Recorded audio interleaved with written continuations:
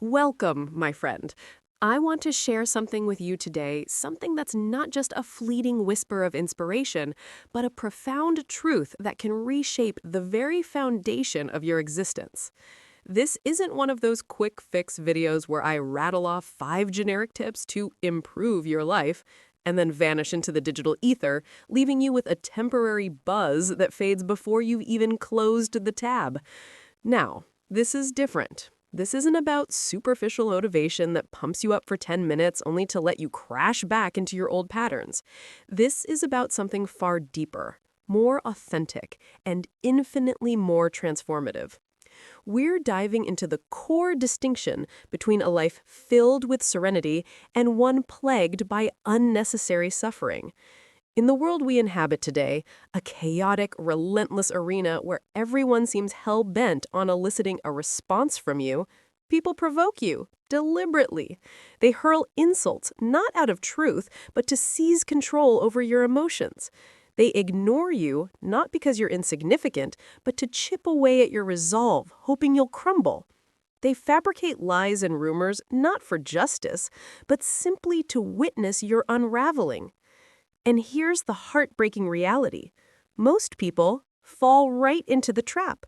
They react impulsively, emotionally, and vociferously. In doing so, they surrender their inner peace, their self-mastery, and their inherent power.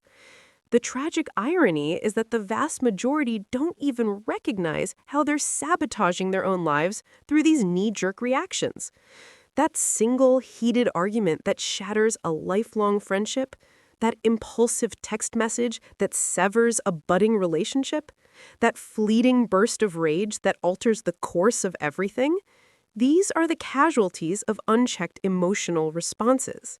So, I implore you, slow down, take a breath, and truly absorb what I'm about to impart. If you grasp this, really internalize it, you'll evolve into someone who's not merely enduring life's storms, but thriving amidst them. You'll become untouchable, calm, resilient, laser-focused, and profoundly peaceful. Not because the world suddenly becomes gentle and accommodating, but because you've reclaimed sovereignty over your mind, refusing to let external chaos dictate your inner state. This message isn't reserved for those chasing conventional success, climbing corporate ladders, or amassing wealth. It's for anyone weary of being shattered by their emotions, for those ready to reclaim their agency and step into their true power. I give you my word, if you journey with me to the very end, you'll uncover a form of strength that eludes most people throughout their lifetimes. This isn't mere motivation. It's a blueprint for empowerment. Moreover, it hones your command of the English language, building eloquence through simplicity. Every word here is deliberate, every sentence a lesson in fortitude and precision. It's not just about articulating better, it's about cultivating sharper, more resilient thinking. Let us embark on this journey together. Lesson 1. Reacting means they control you. At the heart of emotional turmoil lies a simple yet profound truth. When you react, you're handing over the reins of your life to others. Imagine someone possessing the ability to push a single button and ignite your anger, or utter one careless sentence that derails your entire day. When you permit their insults, their indifference, or their judgments to rattle your core, you're no longer the captain of your ship. You're a marionette dangling from strings woven from your own unchecked emotions. Society often romanticizes quick reactions as signs of strength or authenticity. Speak your mind, we're told. Don't hold back. But in reality, reacting hastily doesn't demonstrate power. It reveals vulnerability. It signals that you're easily swayed, manipulable by the whims of others. Each impulsive response chips away at something invaluable, your tranquility, your vitality, your autonomy. Reflect on your own life for a moment. How many precious moments have been irreparably tarnished because you reacted without pause? That time you lashed out at a loved one in a fit of frustration, only to be haunted by regret hours later. Or the heated reply to a provocative message that you desperately wished you could retract. These are manifestations of what I call emotional slavery. You might not bear physical shackles, but your feelings are enslaved to the world's provocations, and the cruelest part is the obliviousness to this bondage. To illustrate, consider the tale of Alex, a diligent young professional in a bustling corporate office. Alex poured his soul into his work, arriving early, staying late, adhering meticulously to every protocol. He was the epitome of reliability. But one fateful afternoon, during a high-stakes team meeting, his manager, under pressure from upper management, singled him out unfairly. In front of the entire department, the manager lambasted Alex for a minor oversight that wasn't even his fault. The criticism was baseless, laced with exaggeration, and delivered with biting sarcasm. In that instant, a surge of injustice flooded Alex. His face flushed, his heart pounded, and before he could rein it in, he erupted. He raised his voice, defending himself vehemently, pointing out the manager's errors in return. The room fell into an uncomfortable hush. Colleagues shifted awkwardly in their seats. The meeting derailed. Tension thickened the air like fog. Later, as the dust settled, the manager simply gathered his notes and exited without a word. But Alex, he was forever branded as the emotional one. Not the dedicated worker, not the innovative thinker. That single outburst eclipsed years of hard-earned reputation. He didn't emerge victorious. He forfeited his standing because he allowed another's words to hijack his response. Now, contrast this with the antidote, the 5-second rule, a deceptively simple yet revolutionary practice that reclaims your control. The next time provocation strikes, be it disrespect, deception, shouting, ignorance, or outright insult, resist the urge to retaliate immediately. Instead, halt. Don't utter a word, don't make a move, don't even twitch. Simply breathe. Inhale deeply, hold for a count, exhale slowly. Dedicate those 5 seconds to regaining composure. In this brief interlude, magic unfolds. The initial blaze of emotion begins to subside. The adrenaline rush ebbs, and your rational mind awakens from its temporary dormancy. You can still address the issue if warranted, but now your approach will be measured, articulate, and potent, devoid of the folly that accompanies raw impulse. This pause isn't cowardice, it's mastery. Adopt this habit across all facets of life. In romantic entanglements, professional negotiations, familial disputes, or everyday skirmishes. You'll discover that non-reaction isn't weakness, it's invincibility. It's freedom from the puppet strings, allowing you to navigate life on your terms. Expanding on this, let's delve deeper into why reactions are so seductive. From a psychological standpoint, our brains are wired for survival through the fight or flight response, a remnant of our evolutionary past. In prehistoric times, immediate reactions could mean the difference between life and death, fleeing a predator or defending territory. But in modern society, these instincts often misfire. An email critique from a boss triggers the same neural pathways as a saber-toothed tiger once did. By pausing, you're engaging the prefrontal cortex, the seat of executive function, overriding the amygdala's emotional hijack. Moreover, cultural narratives exacerbate this. Media glorifies dramatic confrontations, think reality TV explosions or viral social media rants. We're conditioned to believe that silence equals defeat. But history tells a different story. Figures like Mahatma Gandhi or Martin Luther King Jr. wielded non-reactive calm as their greatest weapon, turning oppression into opportunities for profound change. Gandhi's Salt March wasn't a fiery rebellion, it was a deliberate, paused response that dismantled an empire. In your daily routine, implement the 5-second rule through mindfulness exercises. Start small. When a driver cuts you off, count to 5 before honking. When a colleague interrupts, breathe before interrupting back. Over time, this builds neural pathways for composure, transforming reactivity into a relic of your past self. Remember, true power isn't in the volume of your voice or the speed of your retort, it's in the quiet certainty that no one can unsettle your core without your permission. Lesson 2. Most reactions become regrets. Life is a tapestry woven from countless moments, some joyous, others agonizing.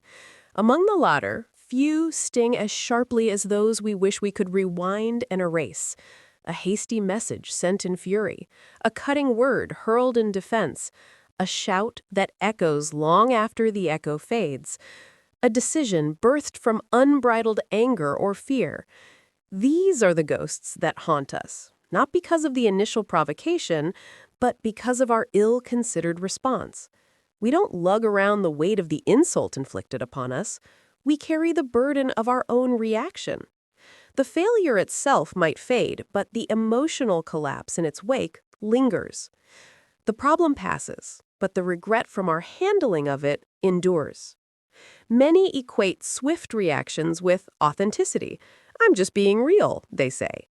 But authenticity rooted in pain isn't power, it's survival mode, a primitive urge that hinders growth. We scream when we feel diminished, blame when we sense weakness, and fight when wounds reopen. Yet, once the dust settles, what's left?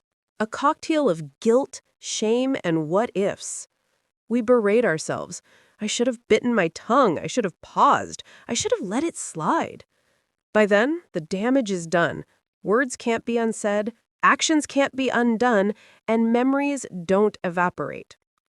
Ponder this. How many bonds have you severed through impulsive reactions? How many needless conflicts could have been averted? How many serene days have you squandered by letting a transient irritation commandeer your mood? The most piercing truth is that the full extent of the loss often dawns only when repair is impossible. Let me share the story of Elena, a devoted older sister whose relationship with her younger sibling, Maria, was the envy of their circle. They shared secrets, laughter, and an unbreakable bond forged in childhood. But one evening at a family reunion, tensions simmered beneath the surface. Maria, perhaps stressed from her own life, made a snide remark about Elena's career choices, something that struck a nerve, resurrecting old insecurities from their shared past. Elena felt the sting like a fresh wound. Her face heated, her chest tightened, and in a flash, she unleashed a torrent of words. She yelled accusations, drudging up ancient grievances, all in front of their extended family. The room froze. Eyes widened in shock. Maria, tears welling, stormed out. The gathering ended in awkward silence. Days turned to weeks, weeks to months. Attempts at reconciliation faltered. Pride and hurt barricaded the path. Years later, Elena would gaze at an old photograph of the two of them, arms linked, smiles radiant, and weak. Not over Maria's comment, which was born of momentary frustration, but over her own explosive reaction. One unguarded moment had fractured a lifetime of sisterhood, leaving a void that time couldn't fill. The remedy? Cultivate the art of responding rather than reacting. A mindset, a discipline, a muscle honed through consistent practice. When adversity strikes, anchor yourself with this mantra. This emotion is valid, but this reaction is optional. Acknowledge the hurt, the injustice, the urge to retaliate. Feel it fully, but in stillness. Don't speak, don't act. Let the wave crest and recede. Past betrayal, not just this incident. Grant yourself time. 10 minutes, an hour, a day if needed. Then respond from a place of clarity and strength. This practice preserves relationships, safeguards peace, and fortifies your future. Reacting may offer momentary catharsis, but peace endures, and peace breeds no regrets. To deepen this, consider the science behind regret. Neuroscientists note that impulsive actions activate the brain's reward system briefly, dopamine rush from winning the moment. but long-term, they trigger the anterior cingulate cortex, associated with error detection and remorse. By delaying response, you engage higher-order thinking, reducing regret likelihood. Incorporate journaling. After emotional events, note what triggered you, your initial impulse, and a calmer alternative. Over time, this rewires habits. Historical examples abound. Abraham Lincoln penned hot letters in anger but never sent them, choosing response over reaction, preserving alliances. Expand your toolkit with meditation apps or therapy to unearth old wounds fueling reactions. Remember, every non-regret is a victory in building a life of intentionality. Lesson 3. Silence is a superpower.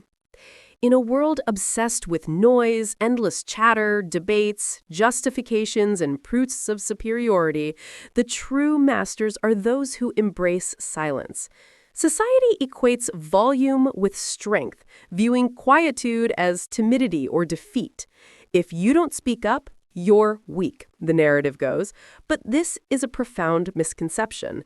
Silence isn't submission. It's supreme control. It demands more fortitude to remain composed amid provocation than to erupt in fury. It requires greater sagacity to withdraw from a fruitless argument than to engage. It takes unparalleled power to withhold words when every fiber urges you to unleash them. Silence breeds mystery, and mystery is influence. When you refrain from reacting, others are left guessing. Your thoughts, your strategies, your resilience remain veiled. They can't manipulate what they can't predict. This opacity disarms adversaries, shifting the dynamics in your favor. Consider the case of Jordan, a public figure blindsided by a betrayal from a former confidant. On social media, the ex-friend unleashed a barrage of falsehoods, doctored screenshots, exaggerated tales, outright character assassination.